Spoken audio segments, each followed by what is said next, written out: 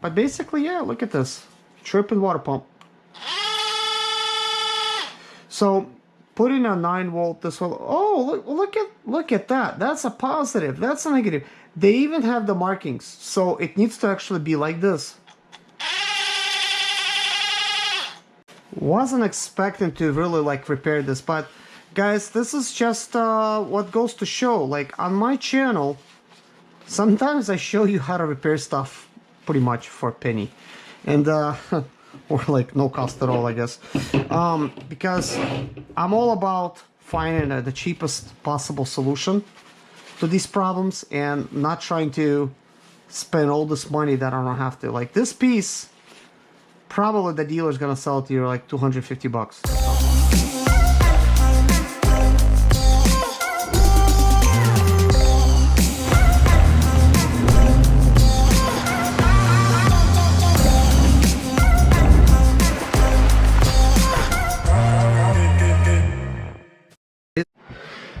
Hello guys, and welcome to another day with Zimaleta. In today's video, as you can see, I got a bunch of parts in front of me, guys. I'm basically doing a video series on all of these different parts and the failures, kind of like what's going on, what's happening, and stuff like that. So I just did a video on a blower motor, basically, and that was a video with blower motor resistor.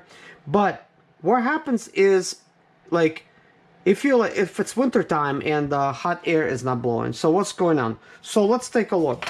It is going to be these two components right here. Now at this point of the video, I don't know what these things are called, but they are located in your Sprinter video. This is located on the T1Ns and 2.7 liter. This one is located like to the left of your vehicle. It's kind of like sitting down. It's got pipes going in and out of it, like totally 3 of them. And this one is located on the right side of the engine towards the bottom over there, and another portion goes in.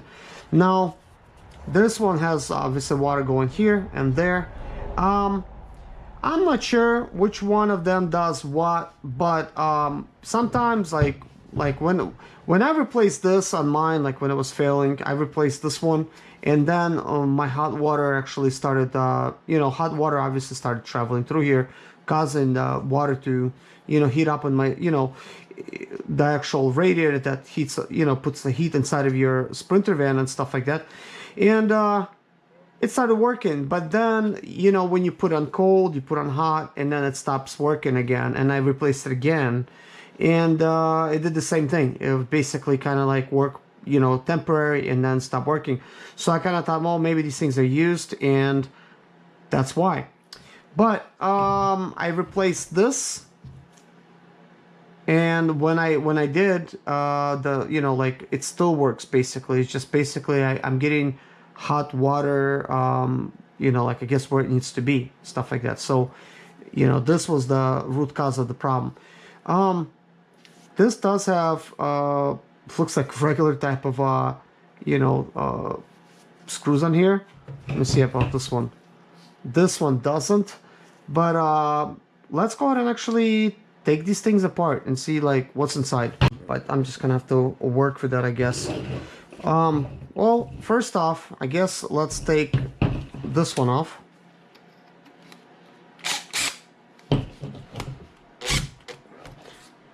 These things, they get so rusted. It's kind of like it starts slipping. There's a couple ways of doing it. You could also put a 10mm on it. This thing's completely rusted. No wonder I left it on. So I would need to put like a 10mm on this thing.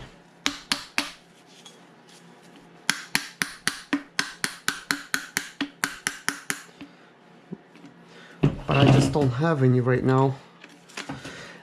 I mean, imagine you're actually underneath your, where the engine is, and you're trying to take this thing off, and it's difficult as it is to try to like reach it, and then you're having to deal with something like this being rusted out. So My recommendation for that, especially if you live in the north, you know, do replace these, you know, fittings. Man, I've seen these things fail left and right, man. I'm telling you, like, I literally had these things just by themselves, just come loose, and all the water would leak out, like out of the radiator. So, not on these little pipes, but on the bigger one, on the radiator, like especially towards the bottom, it came out on the worst, at the worst possible timing, because it came out right in the mountains.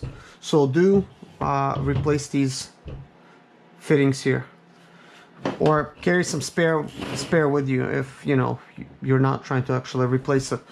But anyways, let's take a look at this. Let's see if we could actually take it apart.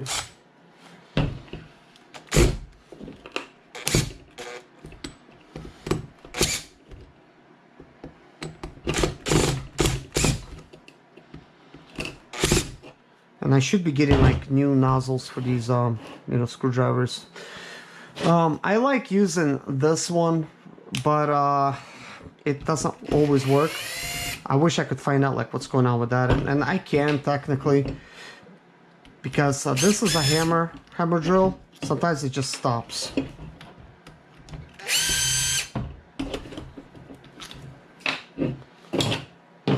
I mean, right now it's working because it's not too much stress, but it acts like it's dead, like it's a dead battery, but it's not. I started thinking, man, my batteries are dying kind of quick. So anyways, let's pop this thing open. Wow, now this is cool. So definitely don't throw yours away. It's got a magnet inside, which is kind of awesome. So which portion is actually magnetic? So look at that.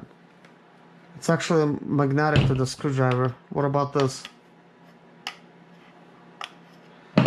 Let's see here. So I guess either this has a small magnet on the inside of it, possibly does, or it magnetized. So this is kind of cool that it's got a magnet, and this thing just spins. So I wonder, how does it actually fail, and what did I do by actually removing it? Like, did I even do anything? But obviously here's what's going on is this thing is just pretty much electrical. You could see the electrical pins here. So all of this just to control this very top thing. So this is actually where the problem is in this little unit. So I'm wondering how to actually remove that. Maybe, I mean, I could hear something, but what happens is, I guess magnetically this thing would rotate, and it actually opens and closes that thing. So let me observe it on the inside if anything's happening.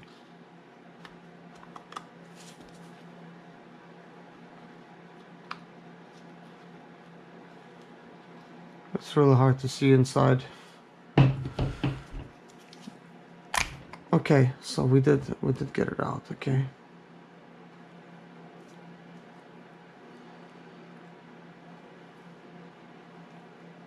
So this seems very simple. Looks like water is going in here or there. You know, just this thing is just spins. So okay, I see what's going on. I see why it would actually fail. Wow. There's a buildup of metal, guys. Look at all this metal on it. Look at all this metal. There's just so much of it. It's like really soft. So I guess once I actually clean this thing together, boom, done. I'll actually repair it. This is why it failed. Let me get some paper towels.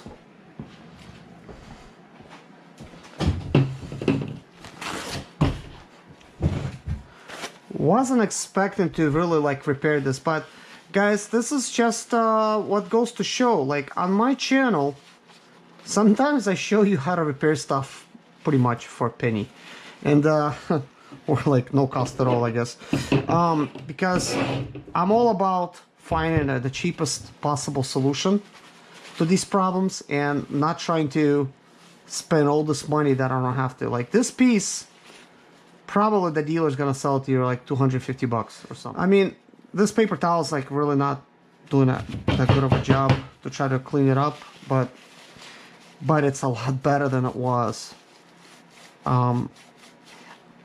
Obviously I would need some kind of like brushes and stuff like that to really, you know, clean that off good on the inside. But this is actually going to work once I actually do this.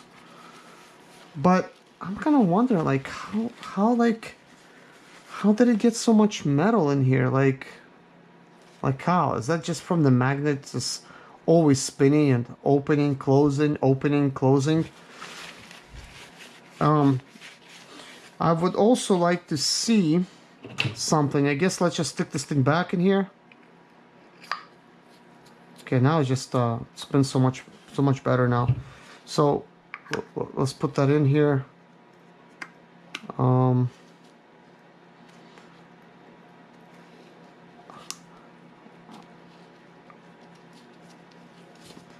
It does, see, like now it does have like a lot of resistance because that magnet is working on the other side.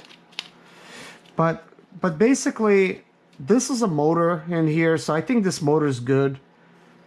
But you know, this metal obviously wasn't, you know, it was just so dirty in here.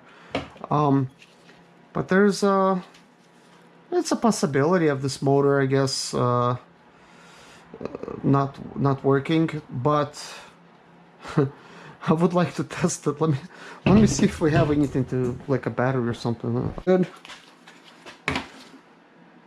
Okay, it is good. So let's see what happens. Oh, look at that. I got it to work with a 9 volt battery. So it spins to the left, and now once I replace the, you know, reverse the polarities, it spins the other way. Look at that. It works. So I guess what would happen is it would spin it probably like forward and back and forth to kind of like open it and close it. I mean, I don't know, because I don't know like the actual function, like why does this need to go through here with the pipe? You know, why does it need to open up? I just don't know, like, because obviously water's going in, water's going out. I don't see how this would really prevent any water flow from happening. So it could be that I replaced it for nothing. Maybe the magnetic part doesn't. I don't know. Like this is really weird. Like why does this? You know what's weird to me, guys, is why do we even need this thing? If you know, let me know in the comments below, because like what is the purpose? I mean, you could clearly see in this design, like, you know, this is once it's in there like that, there's plenty of place for water to escape. It's not like it's really blocking anything. There's a raised portion over here, so it kind of goes there like that. So I don't know, but I do know like this thing is gonna be working now for sure. I mean, it's cleaner. It's not like super clean right now. But one thing's for sure, guys, you just, you know, if you mess with your van a little bit, like maybe you could possibly repair some stuff. I also want to kind of like get into the EGR and try to see if we could take it apart and see what's inside. See what makes that thing tick, because those things fail all the time. Okay, so this is as best as we're gonna get it right now. We're just gonna stick that back in there. Go ahead and attach it. Let me find the proper place. It's a little hole over there. So we're good now. So now I need to drop it in with another. See, there's like a 2 holes right there. So Let's see, there's a piece of rubber there. I'll remove it. Drop that in over here, like that. So let's hook up a small battery to it.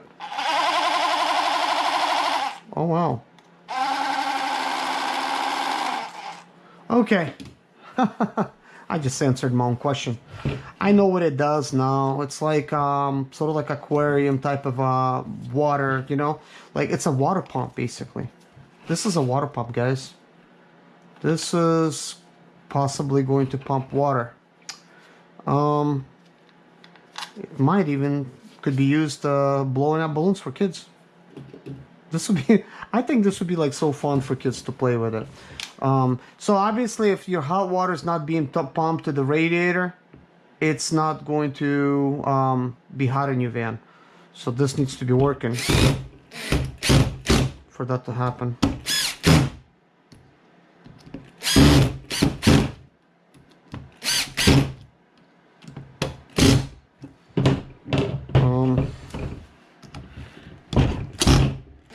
Okay. So it seems like we got it good and tight. But basically, yeah, look at this. Chirping water pump. So putting a 9-volt this will, oh, look at that. That's a positive. That's a negative. They even have the markings. So it needs to actually be like this. So we got the positive and negative.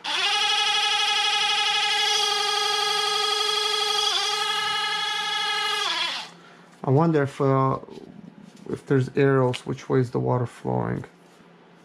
I don't see any arrows here. Oh yeah, there's an arrow right here. So it means this one is actually the where it's pumping to. So let me see here. Let's put this on.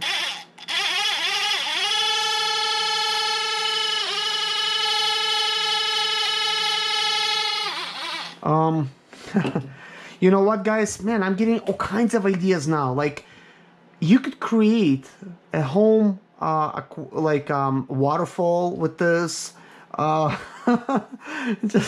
Just pulling stuff out of your Sprinter. Basically, you could just put like a long type of hose. So let me see. This is out. So you could put a long hose on this thing and put it like way to the bottom of the pond, for instance, right? Have this thing sitting up. Put some kind of like a 9-volt battery setup. I don't know if 9-volt is sufficient, but obviously, you know, you hear the engine chirping. Look at that. So it would be pumping the water. Now, this is some kind of area where like it's insulated and you cannot hear the noise. You know, I never heard this noise before, like you know, with water, but I'm kind of curious now to find out if it's gonna pump any solution. So I like to experiment. So that's pumping water that way. So we just need to put on this hose. Let's use this, I guess, original clamp for it. It's gonna turn into science experiments, guys. So all we need is some water now. I do have a gallon of water here.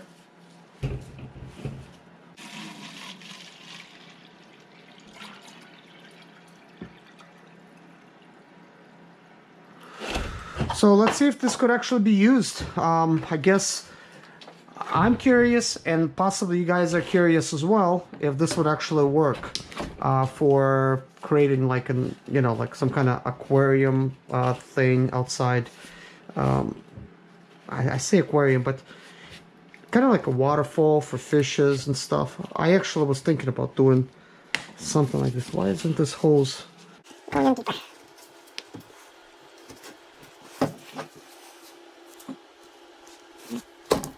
Okay. So Actually put it like that. Now I do want to make sure the connectors are going to be right. So we got the positive right there.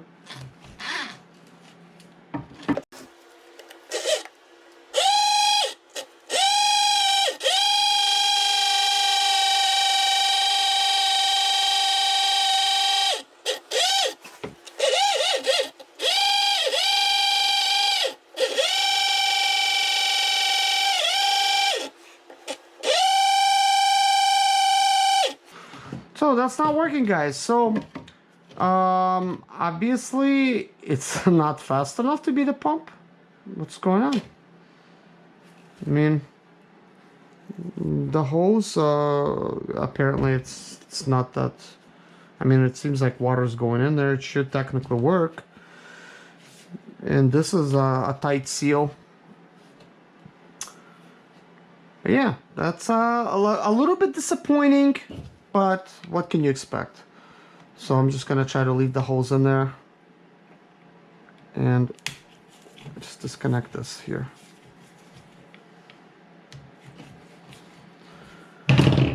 Well, what can I say?